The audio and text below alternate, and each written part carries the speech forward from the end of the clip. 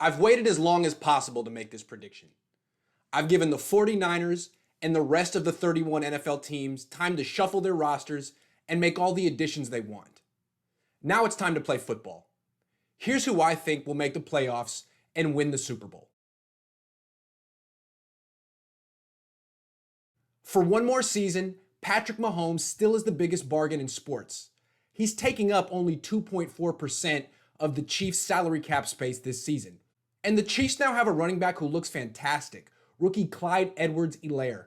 He's quicker and more explosive than Kareem Hunt, the former Kansas City running back whom the Chiefs hadn't replaced since they released him.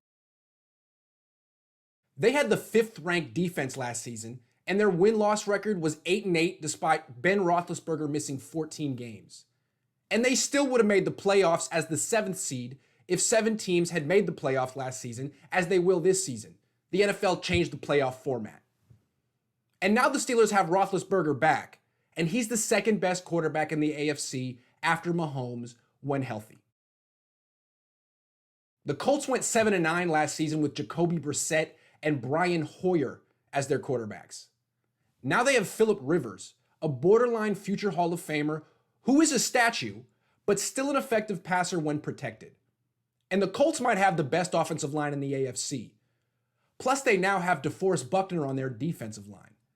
This team could win 11 games. The Bills are the best team in the AFC East now that Tom Brady doesn't play in it anymore.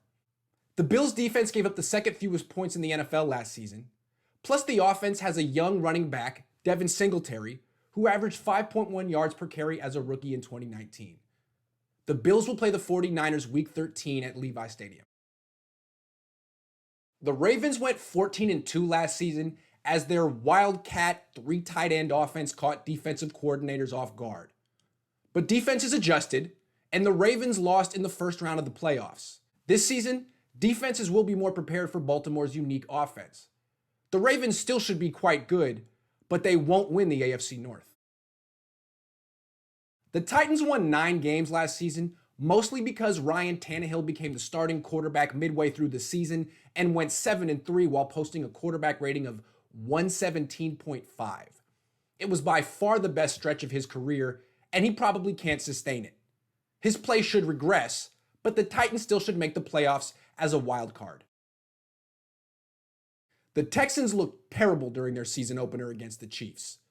Most of the Texans' yards and points came in garbage time when the game essentially was over already.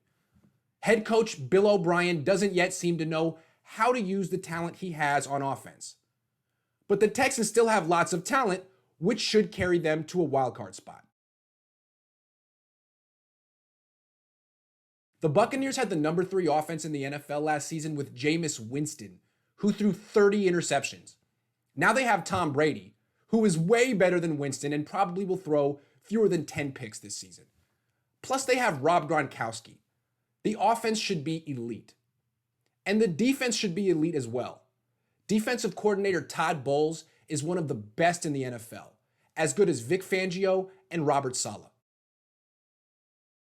The Seahawks still have Russell Wilson, a future Hall of Fame quarterback, plus they have a playmaker on their defense for the first time in years. I'm talking all-pro safety Jamal Adams. This will be the best Seahawks team of the past half-decade. The Vikings added 25-year-old Pro Bowl defensive end Yannick Ngakoue to a defense that gave up the 5th fewest points in the NFL last season.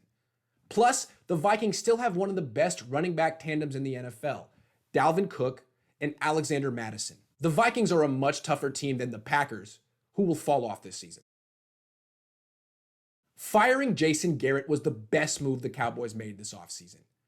They now have a legitimate NFL coach, Mike McCarthy, who has won a Super Bowl and runs a competent offensive system.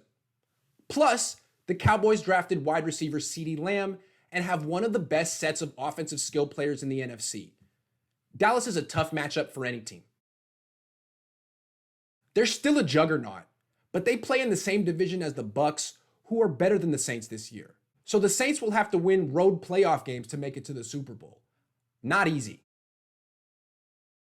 The 49ers are in the same position as the Saints.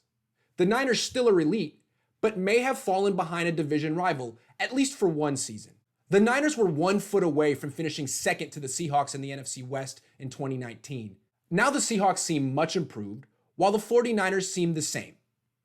And the Seahawks have an all-time great quarterback, meaning the 49ers will need Jimmy Garoppolo to play like an MVP as well. And he just might. Quarterbacks often play like MVPs when they've played for Kyle Shanahan more than 1 full season. The NFC West is the best division in the NFL and will send 3 teams to the playoffs this season. Kyler Murray could become an MVP candidate as early as this year. He's every bit as physically gifted as Patrick Mahomes. For 1 more season, the Chiefs have a super team. As long as they're relatively healthy and Mahomes earns just 2.4% of their cap space, they're as close to unstoppable as an NFL team can be. But in 2021, their Super Bowl window will shut for good, as Mahomes will become the highest paid player in the NFL. And the 49ers Super Bowl window could still be open. They haven't mortgaged their future for 1 run at the Super Bowl this season. At least not yet.